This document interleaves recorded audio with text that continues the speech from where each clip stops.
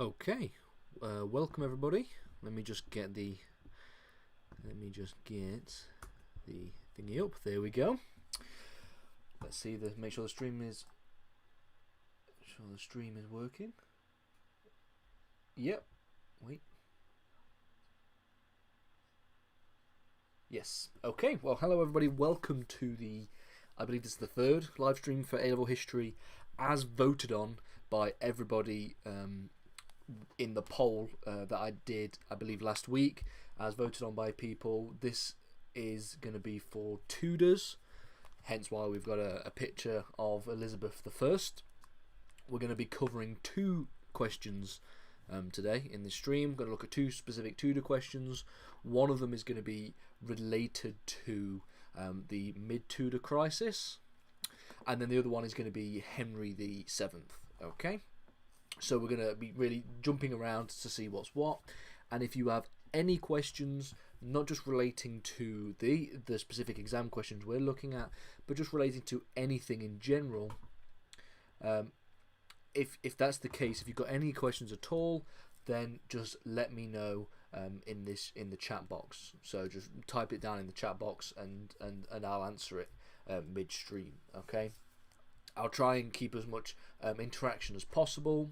I'll link any extra reading or any sources in the chat if and when I come across them.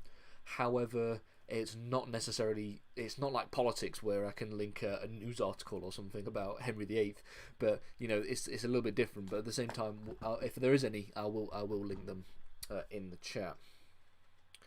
Okay. Hang on a minute.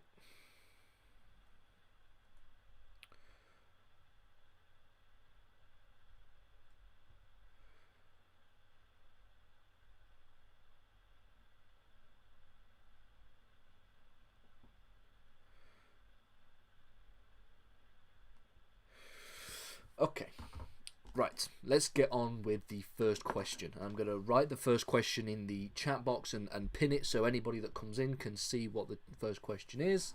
And the first question is, how successful was English foreign policy between the years 1547 to 1558? That is the first question we're going to examine in this one. I think this is generally quite a nice question, and this is one where, if anybody remembers back to a previous lesson, or even one of the lessons I've done on how to answer exam questions, this is a question that you can divide chronologically, and that's how I would probably prefer to divide this question. You could divide it chronologically, and this is done by dividing the time periods that we're going to look at into its chronological order, and then taking each of these points and then analysing the foreign policy between these periods of time. Now, it's a very good way of doing it, because it's a good way of structuring your essays chronologically, rather than jumping around all over the place. And it's also a very good way to show that you have quite a lot of detailed knowledge, because you're able to split the foreign policy, say, of Edward into the foreign policy of Somerset and Northumberland, rather than just his foreign policy as a whole. So, as you can see, when it comes to the time frame, we are looking at foreign policy between the years immediately following the death of Henry VIII, which is in 1547, and then all the way up to the end of Mary's reign in 1558. So we're talking about the mid-Tudor crisis. Specifically, we're talking about Edward, and we're talking about Mary. So those are the things we're talking about here. Let me just make sure everything is going well. There we go. Right. So let's analyse the foreign policy into its component parts, rather than dividing it up in any other way. So let's look at first the foreign policy of Somerset, the protectorate, Somerset, and then second the foreign policy under Northumberland, and then thirdly the foreign policy under Mary, because we can divide it up into these kind of three paragraphs like so. So let's just get a timer on the board as well. Get a timer up so we know what we're doing. Oh, come on. We're going to try and spend about half an hour discussing these points. Right. Let's begin by looking at foreign policy under Somerset. So, what kind of points can we first note when we're talking about foreign policy under Somerset? Well, for one, we can note the fact that Somerset inherited a foreign policy from Henry VIII. So Somerset and Edward inherited a foreign policy from Henry VIII, which we would argue is quite a ruinous foreign policy, since towards the end of Henry VIII's reign, there was a seemingly incredible obsession with the invasion of France. And that we have all these other different kinds of problems going on. We've got the dissolution of the monasteries, we've got the breaking of the church, so on and so on and so on. So let's first look at that. So we have to note for a start that Somerset inherited a ruinous foreign policy, Somerset and Edward. However, what we should also note is that Somerset's foreign policy wasn't much better on its own. So for Somerset, rather than conflict with France, Somerset was more interested in conflicts with Scotland. Okay, he wanted to try and bring back the kind of royal supremacy of Edward I, all the way back to very early medieval periods, and that is why he wanted to see conflict with Scotland.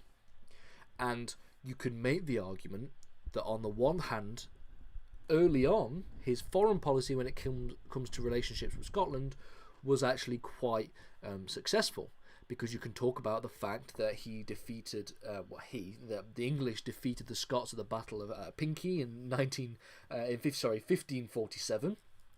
Okay, and you could argue that this was a success, an initial success in Somerset's foreign policy. Someone has mentioned Wolsey. You probably couldn't mention Wolsey. You wouldn't be able to mention Wolsey because Wolsey, was a person who was in charge of foreign policy, sort of mid Henry VIII's reign. Okay, this is foreign policy following the end of Henry VIII's reign. Henry VIII has died at this point in 1547, and we're looking at the foreign policy of Edward and the foreign policy of Mary specifically. So you wouldn't be able to mention Wolsey, but we can talk about Somerset and Northumberland, and we can talk about Mary, and there's a lot we can talk about when it comes to foreign policy in relation to these individuals. Okay, so this is the first thing that we can mention, the kind of success of the conflict with Scotland, with Somerset, with the Battle of Pinkie in 1547. However, you couldn't really argue that Somerset's foreign policy was much more successful than this, because there are a number of points you can make that relate to it being unsuccessful. So, for example, the victory at the Battle of Pinkie was really only one of the only kind of victory that we saw during the conflict. England could not capture forts in places like Dunbar and Edinburgh, and we see that tensions began to grow when it comes to relationships between England and France at this period of time as well, because of the relationship France had with Scotland. And so the battle in 1547 was successful, but that was really the only success that they had. You can talk about the fact that following this battle in 1547, it really went downhill from there. You can also talk about the fact that this relationship with Scotland, this conflict with Scotland, led to deteriorating relationships with France, which culminated in 1549 to a conflict, the threat of war with France. They were threatening to invade the southern coast of England. So, really, you can make the argument that while initially Somerset's foreign policy as protector of Edward, in this early period of the mid-Tudor crisis, was relatively successful with some successful military action in 1547. For the most part, Somerset's foreign policy and Somerset's conflict with Scotland led to his effectively one of the reasons for his downfall, because he was unable to really achieve any other kind of success following 1547. And we can talk about the fact that we have got deteriorating relationships with France by 1549. So this can be really one paragraph. You can write this up into one paragraph where we can analyse foreign policy under Somerset. And then the next part we can do is follow chronologically and look at the foreign policy under Northumberland, which will be the second part of the question. Now, would anybody want to put any kind of suggestions as to the kind of foreign policy that Northumberland had during the mid-Tudor crisis? So really the question is, what was Northumberland's foreign policy like? Does anybody have any suggestions for that one?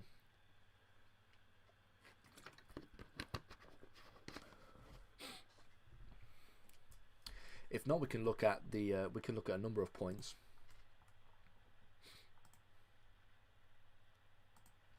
Okay, so when it comes to foreign policy under Northumberland, I think it should be noted quite significantly that Northumberland's foreign policy was generally a lot more successful than Somerset's. I think that should be really noted at this point. So if we're talking about the first question being how successful was English foreign policy between the years 1547 1558, we can talk about Northumberland's foreign policy as a relative era of relative success. So generally it was definitely much more successful than Somerset, but we could definitely also argue that it was just generally quite successful overall. So one point for it being successful is that he ended wars between Scotland and France. We saw an end to these conflicts. However, on the counterpoint, as a counterpoint to this argument, you could make the point that despite having ended wars in France, ended any kind of conflict, any kind of rumour of conflict, Northumberland had to give up blowing to the French, which was seen as an embarrassment. This was quite a humiliating thing that Northumberland had to do. So you could counter any kind of points by talking about the fact that this was relatively humiliating.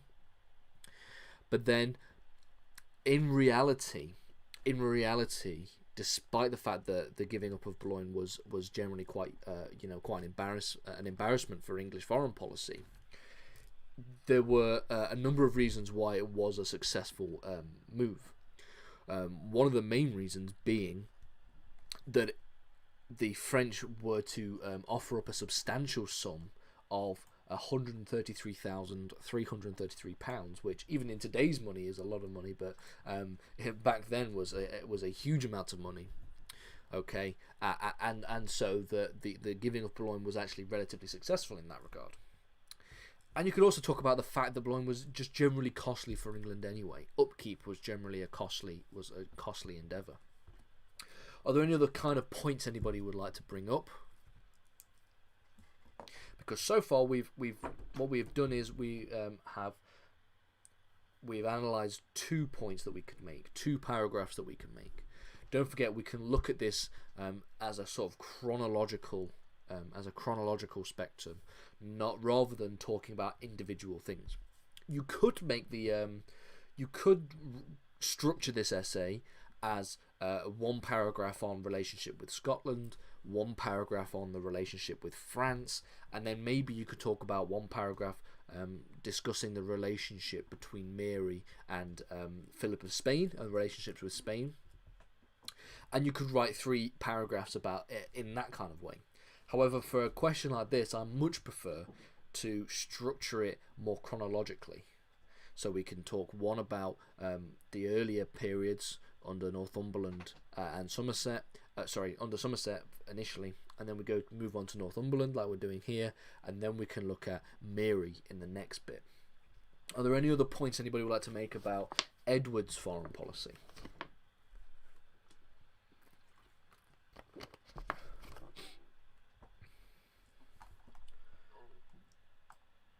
Before we move on to Mary, because Mary's foreign policy is a lot worse.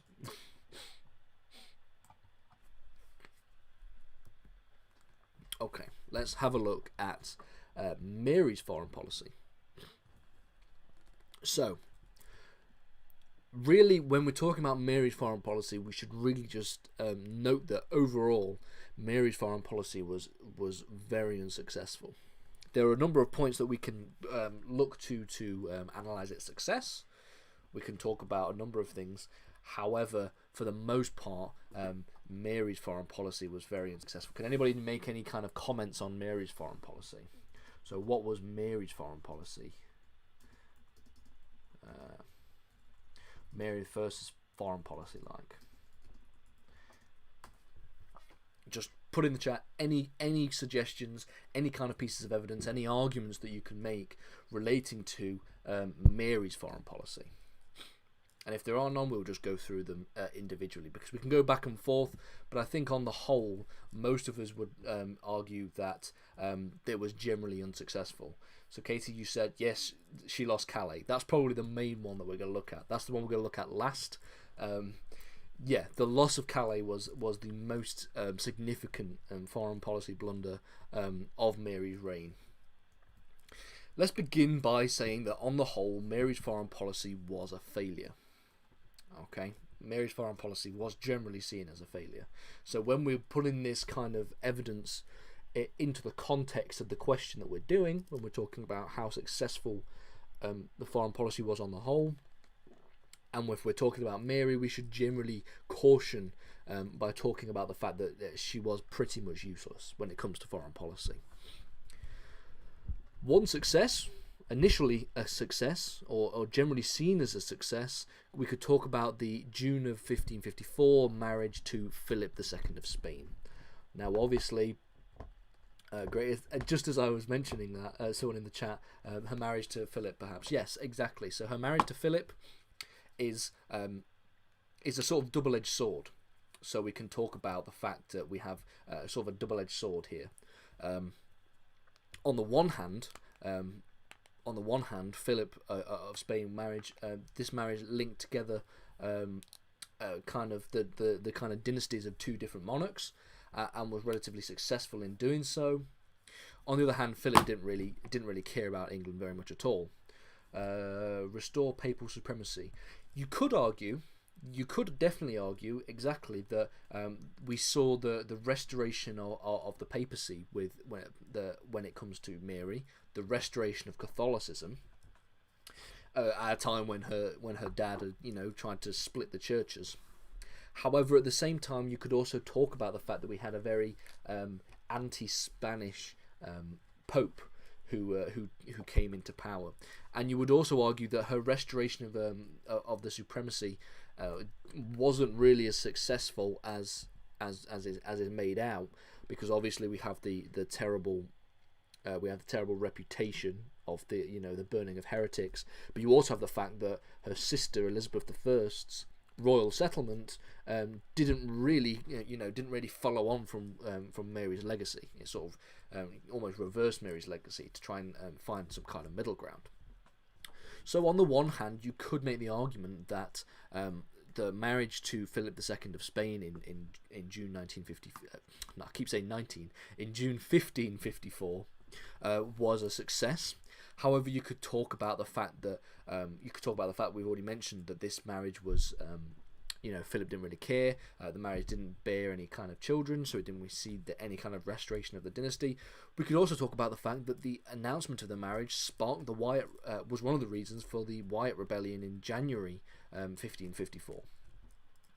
So it was announced in 1554 at the start of the year, and we see one of the fallout from this announcement was the Wyatt Rebellion. But at the same time, we can go back and forth on Philip II's marriage, Mary's marriage to Philip II. So you can really go back and forth when it comes to that. Let's also talk about the rest of her foreign policy. The first point that we saw in the chat was that she lost Calais, and this is something that we should really spend a little bit of time on.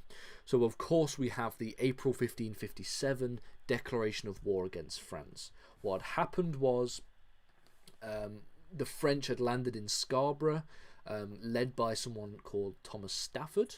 Thomas Stafford was the grandson of the Duke of Buckingham, and the Duke of Buckingham had been executed in 1521. His grandson landed in from France, landed in Scarborough with a French army. It was a very apparently, you know, from all the historical sources, it was quite a bizarre activity. However, it sparked a declaration of war against France. And this was right towards the end of her reign as well. Don't forget, she dies in 1558. So we see towards the end of her reign, Queen Mary beginning to declare war against France. And this conflict with France leads to the humiliating loss of Calais in 1558. So it should be noted that we get the dates right. Okay, so marriage was in the marriage was in 1554. Okay, if I can spell marriage right. So marriage was in 1554. Okay, and the war with France was in 1557. 1557, and then we have the loss of Calais.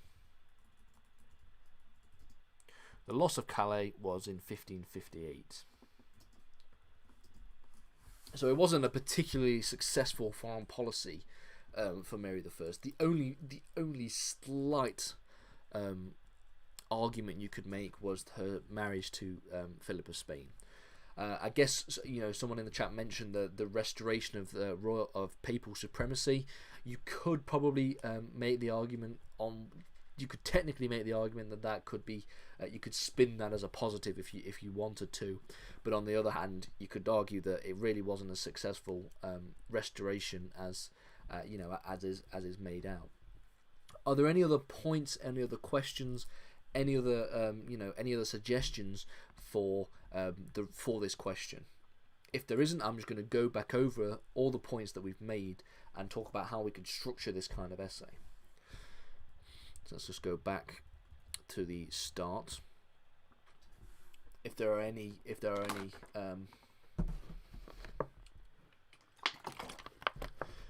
could you possibly explain again how her marriage to Philippa could be seen as a positive? Well, it is difficult. I can understand why you might think that her marriage, me saying that would have been quite confusing. You could possibly spin it as a positive, in the sense that you could argue that it almost linked the dynasties of Spain and of England together through marriage. But that's a very, very, very thin argument. I am aware that if we're going to try and analyze Mary's foreign policy, there's not much positive to really take out of it. So I was technically clutching at straws when I was trying to come up with different ideas for how we could argue that her foreign policy was successful. You could make that claim, but obviously you've got a lot of counterpoints you could easily make. You could talk obviously about the fact that Philip, nothing really came out of the marriage between Philip and Mary. You could talk about the fact that it kind of sparked conflict later on during the reign of Elizabeth, between Philip and Elizabeth, and all these kind of things as well. That's how you could spin it. It's a very thin argument you can make, but it is difficult to try and come up with any kind of positives for Mary's foreign policy, unless anybody's got any suggestions for positives for Mary's foreign policy. So just going over it again, like we've said, this could be a question that we could divide chronologically. Like I've already mentioned, is discussing the foreign policy during the mid-Tudor crisis, so between 1547, the end of Henry VIII's reign, all the way up to the death of Mary, in 1558. And I would tend to divide this up chronologically if I was in an exam. Talk about the foreign policy under Somerset and sort of analyse the pros and cons of foreign policy then, and then move on to Northumberland, and then move on to Mary. And as we've already noted, there are back and forths when it comes to the foreign policy. Overall, you would argue that it was more bad than good. Okay, so the foreign policy under Somerset, obviously we can talk about the fact that Somerset and Edward inherited quite a disastrous foreign policy following the death of Henry VIII. And obviously we've got the fact that we have conflicts with Scotland, that came out of Somerset's desire to kind of restore some kind of royal supremacy, like back in the day of Edward I. You could talk about the conflict with Scotland initially being quite successful, with things like the defeat of the Scots at the Battle of Pinkie in 1547, but then it goes downhill from there. For the rest of Somerset's tenure as protectorate, the foreign policy isn't much better. So you can talk about the fact that England was unable to capture forts at Dunbar and Edinburgh, and you could talk about the fact that this kind of deteriorating conflict going on in Scotland led to problematic relationships with France, with the threat of war and the threat of invasion even taking place in 1549. That's Somerset. That's the back and forth you can make when we're looking at Somerset's foreign policy. Northumberland was a lot better. I think most people would argue that of the 3 paragraphs that we structure this essay in, it would be Northumberland's paragraph that would be the most positive, the most successful. So it could be argued that Northumberland's foreign policy was more successful. Ended wars with Scotland and France. Okay, the end of wars with France led to the giving up of Boulogne to the French, which was initially seen as a humiliating, something that was quite humiliating. However, in reality, the French gave a sum of £133,333, which is a lot back in those days. A substantial sum of money. And also, Boulogne was very costly for England. The kind of upkeep was very difficult. So we could argue that on the whole, even the thing that we could describe as not being that most successful, you could spin and make the arguments as to why it was relatively successful. And then finally, we've got the foreign policy of Mary. Like I've already mentioned, it was on the whole generally a failure. It's difficult to come up with any kind of positives for Mary's foreign policy, clutching at straws really. We've got the marriage to Philip II of Spain. You could make the argument. I know it's difficult sometimes, but you could technically make the argument that linking of the royal dynasties together and that kind of stuff. But obviously, you've got the fact that it didn't actually do anything really. The marriage with Philip, and also it sparked the Wyatt Rebellion in 1554. And then you've got the declaration of war with France in 1557. All of this culminating towards the end of her reign with the loss of Calais in 1558. So that's really it for this kind of question. So this is the kind of thing that we're looking at here. If there are any other points on this first question, feel free to put them in the chat as I'm going through the second question, which we're coming on to now, which is a much nicer question on Henry VII. So let me write this down in the chat. So, Henry VII.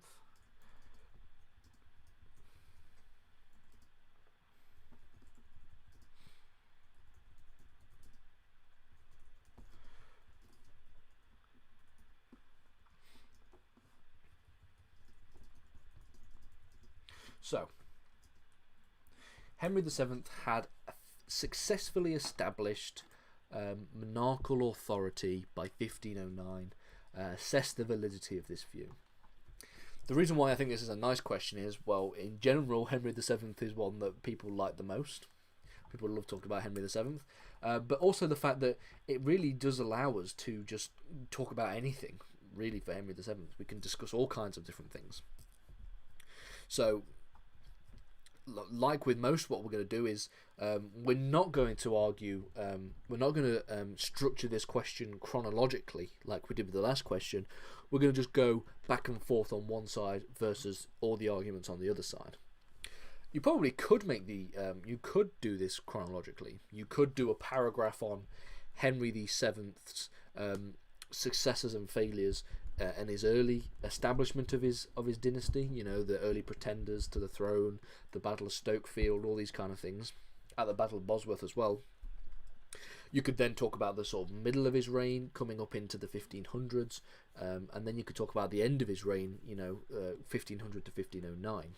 You could split the essay like that. However, in this question, what I'm going to do is split it by doing one slide on all of the reasons why he had successfully established monarchical authority and all the reasons why he had not. So, are there any points anybody would like to bring up first before we move on to the slides and start looking at all the different things? Any points anybody can give me for this question? What kind of things would you want to write about? So if you were seeing this question in an exam, or you were given this question by a teacher, what would you say? What the first thoughts that would come into your mind about how you would go about answering it?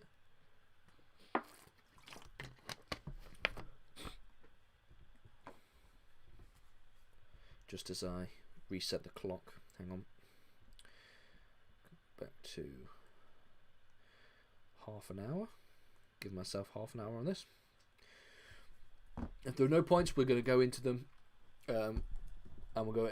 Effectively, you can talk about anything. Can you approach this thematic? Yeah, you can. You can approach this thematically. Yeah, you could approach this thematically as well. So there are actually three ways in which we could answer this question. So we could answer it. We could answer it firstly by talking about, on one hand, we could do it chronologically, like I've just mentioned, and like we've just done with the first question. Okay. You could also talk about it. You could also talk about it just going back and forth on one side or the other. So make a list of points on one hand and then make a list of points on the other hand. That's how we're going to do it on for this question. But you could also do it thematically. You could talk about how you could make one argument, one paragraph on his consolidation of power and his removal of pretenders, for example. You could do a paragraph on his foreign policy, and you could do a paragraph on his government and his finances, or maybe society, or maybe religion, etc., etc., etc. You can do it however you want. Really, what this question is basically asking us is, how successful was Henry VII? That's really what we're asking, because we could make any failures of his a point against his establishment of authority, if that makes sense. We could frame it in whatever way we want. What kind of points has anybody got? He successfully defeated pretenders' threat to the throne, like Simnel and Warbeck. Yep, we're going to talk about that. How he consolidated his power in the nobility. Yes, we can talk about. That's another point we're going to bring up. The nobility, his relationship with it. We can also talk about the fact that his marriage to Elizabeth of York also unified the houses. Exactly. Hang on.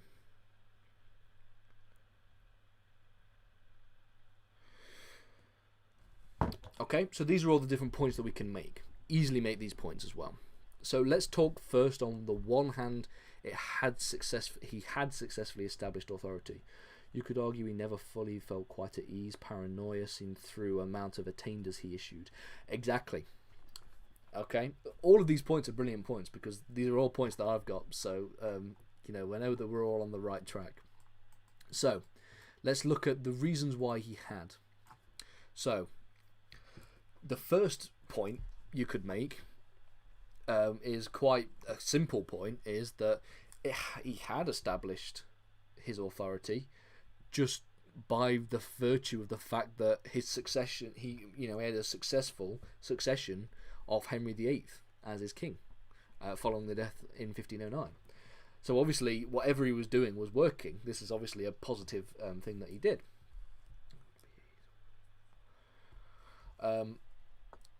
You could also make the argument that his use of Parliament and Acts of Attainders were a very good way of rewarding and punishing different members of the nobility and different members of society in order to be able to effectively control them. Now, somebody made the argument that this could be used as an argument for why he never really felt at ease, and that's true.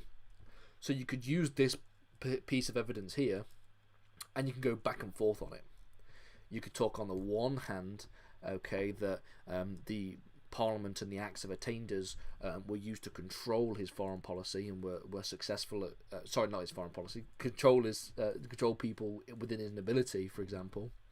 Okay, but you could also, on the other hand, talk about how he was never really at ease with the nobility. He always knew the potential of someone usurping his crown. Obviously, this is probably partly due to the fact that he was someone who had usurped Richard III. So, he probably, didn't want anything to happen to him like what happened to his predecessor. Another point you could talk about when we're looking at the successful establishment of authority, of his monarchical authority, is obviously his foreign policy. We know how cautious his foreign policy was. He wanted to remain peaceful, which he did for 99% of his reign. He also married off all of his children to different members of the royal families of Europe. We have things, you could make a number of points. You could talk about the fact that the terms of the Treaty of Etaples, how successful that was. You could talk about the fact that the initial terms that were met when we're talking about the Treaty of Medina del Campo. We could talk about relations with Brittany. We can talk about relations with Scotland. All of these different things. You can really go into a lot of detail for effectively an entire paragraph when we're looking at his foreign policy. Henry's foreign policy is a brilliant one. We can also make the argument that he established authority due to his relationship with the Catholic Church. Okay.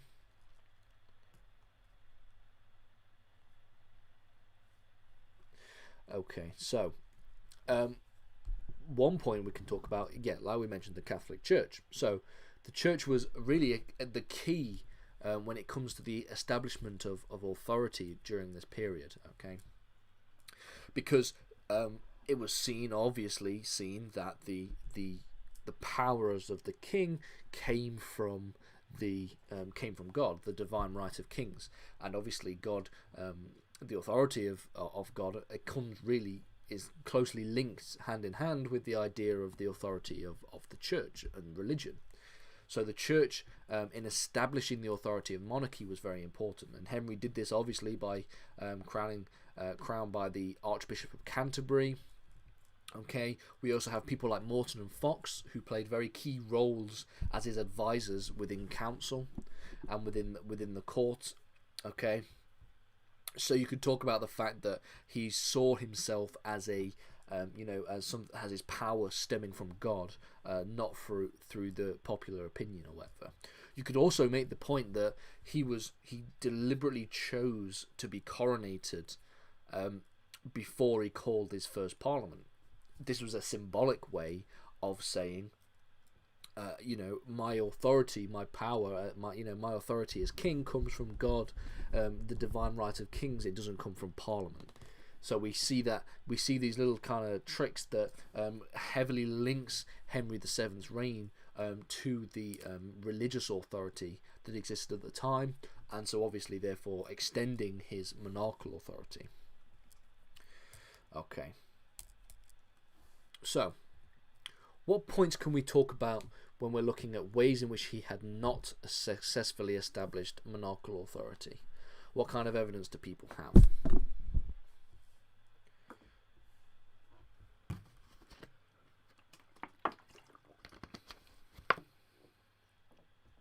Any kind of points on the counter to this? Any kind of counterpoints?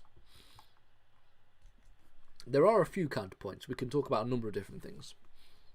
I think on the whole, this essay would lead me towards arguing that he had successfully established monarchical authority rather than he hadn't. Okay, I generally would lean more towards him being successful than being unsuccessful. So when we're looking at ways in which we could argue against the proposition which was in the question, we could talk about his relationships with nobles and the nobility.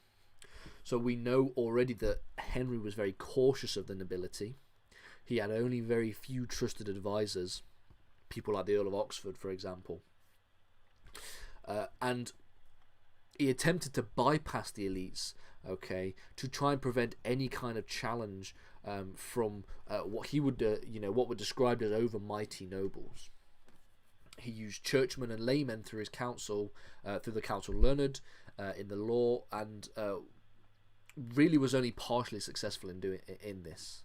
Okay, he also exploited prerogative rights, which would cause anger and frustration among the nobility. So his relationship with the nobility is one point that you can really hammer home as being problematic. Okay, that's one of the points that we can talk about. You could talk obviously about the fact, I think somebody has mentioned as well, he successfully defeated pretenders. So you could, when we're talking about the fact that he successfully defeated pretenders, we could structure that argument by beginning with saying that the fact that he had challengers to his throne in the first place was a sign that his authority wasn't as strong as as it was made out. That's one of the points that we could make, because the fact that he had pretenders led to the fact that he had pretenders led to the fact that he was not established. He wasn't as seen as an established authority, and obviously the fact that he had a weak claim to the throne in the first place was something that is important.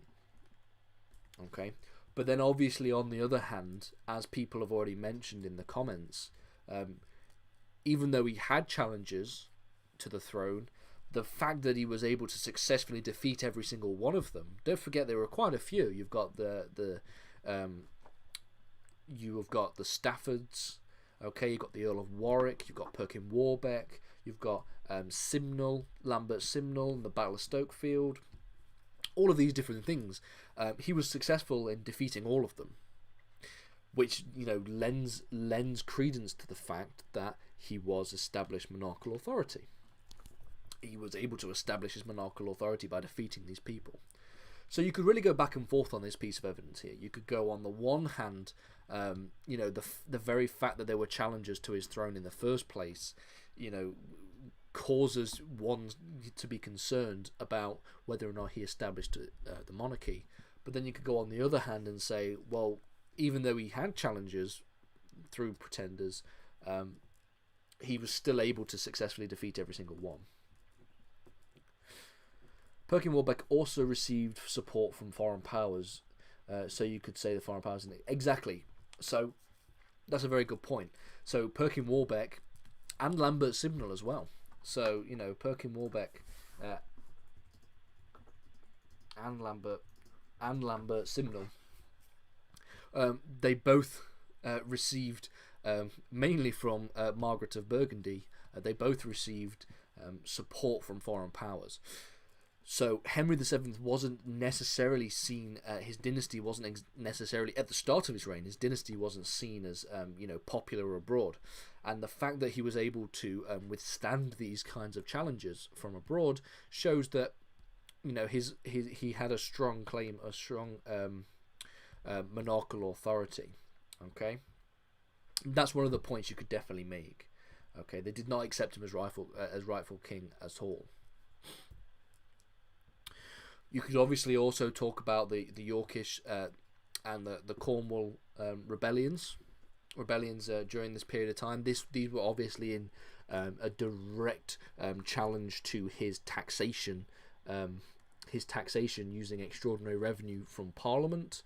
Now, obviously, this is also, you can sort of tangentially relate this to the other point that we've just made here, where these, while being relatively quite large rebellions, they were both quashed successfully.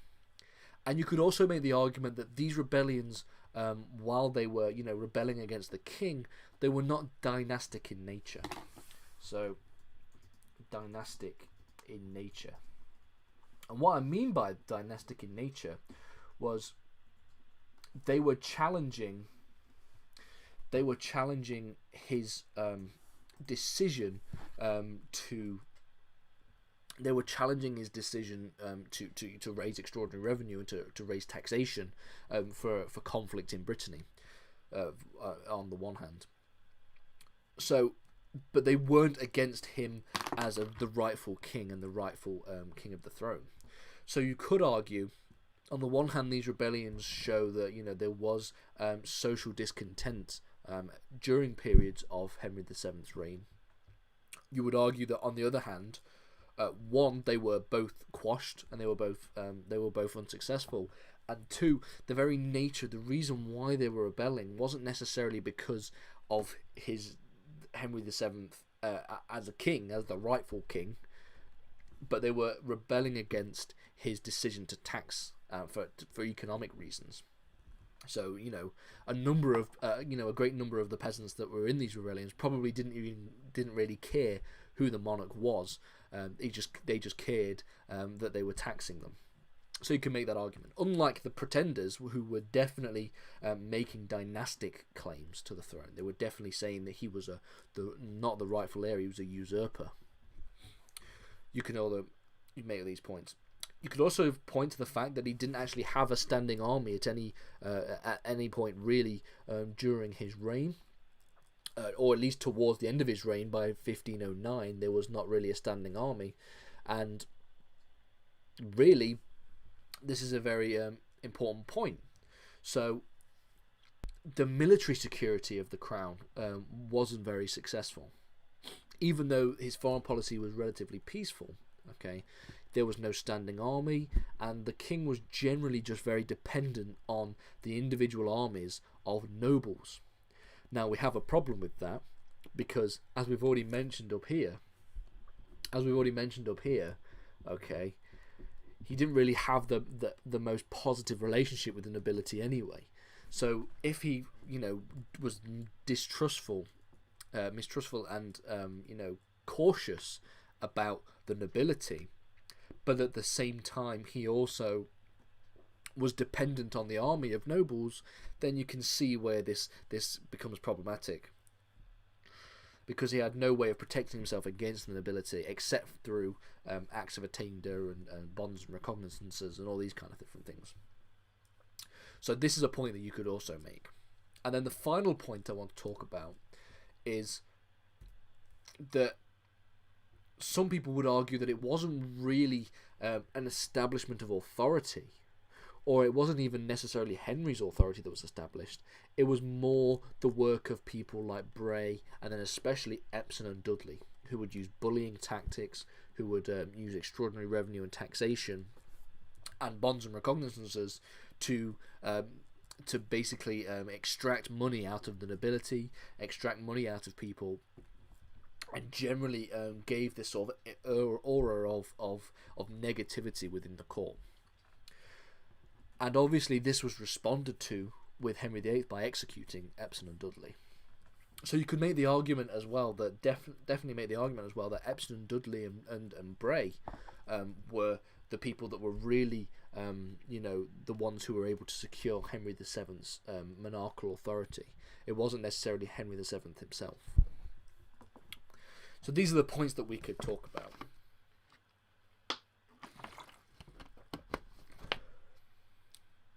So, are there any other points anybody would like to, any other points? Are there any other points that anybody would like to bring up for this? Because there are, any other things. Because effectively what we could do is talk about everything in Henry VII's reign. Like I mentioned at the start when we looked at this question, when it comes to the phrase establishing monarchical authority, we could basically just rephrase that and we could rephrase the whole question as effectively asking us, how successful was Henry VII? Because any point that you make, any piece of evidence that you give me that is relating to something that was successful of his, let's say the Treaty of Etaples, or let's say his victory at the Battle of Stokefield. All of these points, you could go, well, this is an establishment of monarchical authority. And as long as you explain why, and it's very easy to explain why, any success strengthens his position as leader and as the heir, the king, and therefore strengthens his dynasty, and by extension strengthens his monarchical authority. So any point that you really want to write about, you could write about anything. I've just given a number of points here that we can go on. We can go back and forth on. So I'm just gonna what I'm gonna do is I'm gonna go over this again one more time, just really quickly recap the points that we've made in this question. And if anybody has any questions about this question here, this exam question here, is monarchical the same as dynastic? Effectively, for the purposes of this question here, yeah. So a dynasty is the reign of a family of monarchs. So the Tudor dynasty would be Henry VII, Henry VIII, Edward, Mary, and Elizabeth. And then we go into the Stuart dynasty with James, Charles, James, William and Mary, and then Anne. And we can carry on and carry on. For example, the dynasty, the House of Windsor, the dynasty that we exist in now, we have Edward, George, Elizabeth, George, all these different people. So you could definitely argue that his ability to establish the dynasty is causally linked with his ability to establish monarchical authority. They're basically the same thing. So these are all the points that we can make here. So just going over it one more time, you have the fact that he had the different points we can make when it comes to successfully establishing authority. We can look at the fact that just by virtue of the fact that his succession of his son Henry VIII as king, without really any hiccups or anything like that, there was not really any there wasn't any kind of discontent that took place when Henry VIII became king, shows that Henry VII had effectively solidified his dynasty. The use of Parliament and Acts of Attainders were very successful on his behalf, being able to control his nobility. However, I have noticed that in the chat people have mentioned the fact that you could argue that the Acts of Attainders shows that he was never really at ease, which is quite a nice way of phrasing it. He was never really at ease. He was always a bit paranoid when it comes to this kind of thing. Obviously, we've got his foreign policy.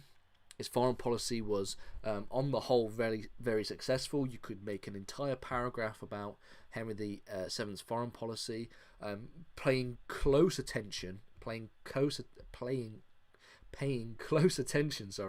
to his marriage alliances. So the marriage for the Treaty of Medina del Campo, which married off Arthur to Catherine of Aragon, for example, etc., etc., etc.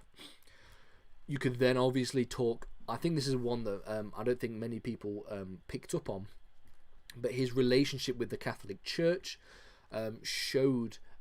gave across the idea that his authority as monarch came from and stemmed from the divine right of kings. So you've got the fact that he was coronated before he called his first parliament, sort of symbolically showing that his authority comes from God, and you've got also the fact that he was. You could have also got the fact that he was crowned by the Archbishop of Canterbury, and he had a number of religious figures, people like Fox and Morton, as advisors in his council. And then on the other hand, obviously we've got the points like his relationship with nobles and the nobility. He was always distrustful and rather paranoid of the nobility. Okay. And we've also got the fact that he was challenged. He had a number of challenges, people like Perkin Warbeck, Lambert Simnel, the Staffords, the Earl of Warwick, etc., etc. All of these different things. But then obviously you can counter that by saying, despite the fact that we have all these pretenders and we have all these people trying to claim the throne and claim that he is illegitimate and he is a usurper, none of them were successful. They all failed. The rebellions in Cornwall and Yorkshire, again, the Yorkshire Rebellion and the Cornish Rebellion were, challenges to his policies of taxation. But then you can flip that and go, well, despite the fact that they were challengers, they were not necessarily challengers to Henry VIII as king, to his royal supremacy, but they were challengers to the fact that he was doing quite extraordinary taxation and all these different kinds of things as well.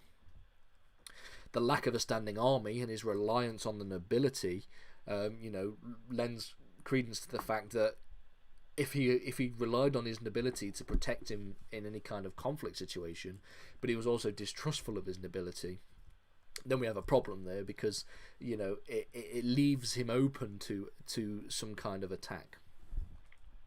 And then finally we got the impact of Bray, Epsom and Dudley, the unpopular figures within his council and his court.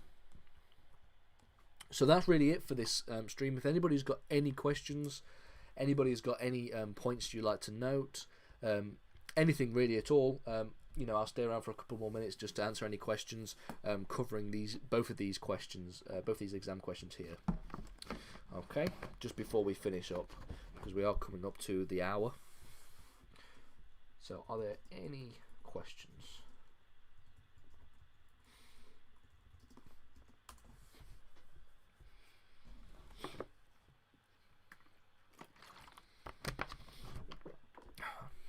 On the whole, I would argue that those two questions are very nice.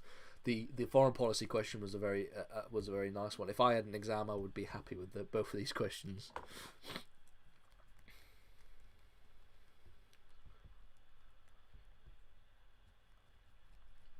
How would you avoid it becoming too narrative? Well, there are different.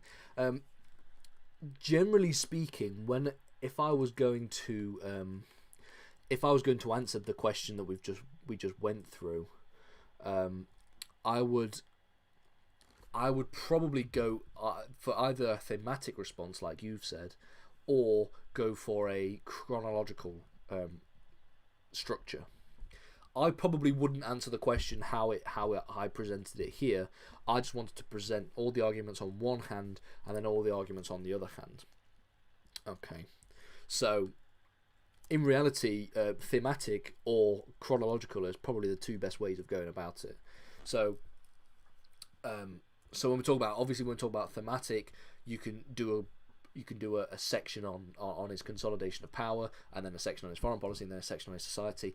I personally would probably go for chronological, now I think about it, because you could do a paragraph on his early reign, you could do a paragraph on his consolidation of power, sort of 1485 to maybe 1490, that kind of period. And then you could do a paragraph on 1490 to 1500, and then you could do a paragraph on 1500 to 1509, and sort of analyse his successes and failures in each one. But yeah, either way, thematic or chronological would be fine. Would it be possible for you to go over Stalinist society and Russia's side of the course? Yes, of course. We have just finished the lessons on collectivization. Hang on, let's find out when we're going over Stalinist society. We've just done collectivization and the impact of collectivization for Stalin. Industrial developments, the 5-year plans, the strengths and weaknesses of said 5-year plans, the cult of personality,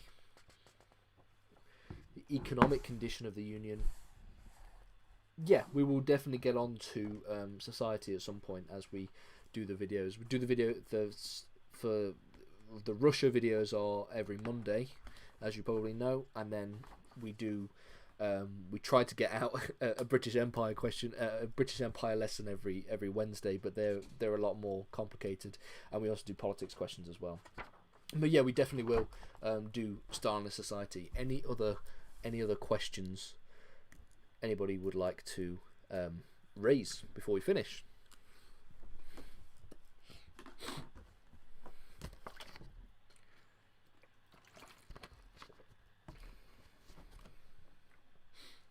Okay, well, if there are no more questions, if there are any questions, feel free to just put them in the chat as the stream is finished. Okay, here we go. I'm not sure if you've done a live stream for Nazi Germany, but if you haven't, would it be possible? Yes, yes. So the problem with A-level history is that everybody is doing a different topic. Some people are doing Tudors and Russia. Some people are doing Tudors and Nazi Germany. Some people are doing Stuarts and Russia. Some people are doing British Empire and China for history. So it's difficult to be able to cater for everybody all at once in one stream.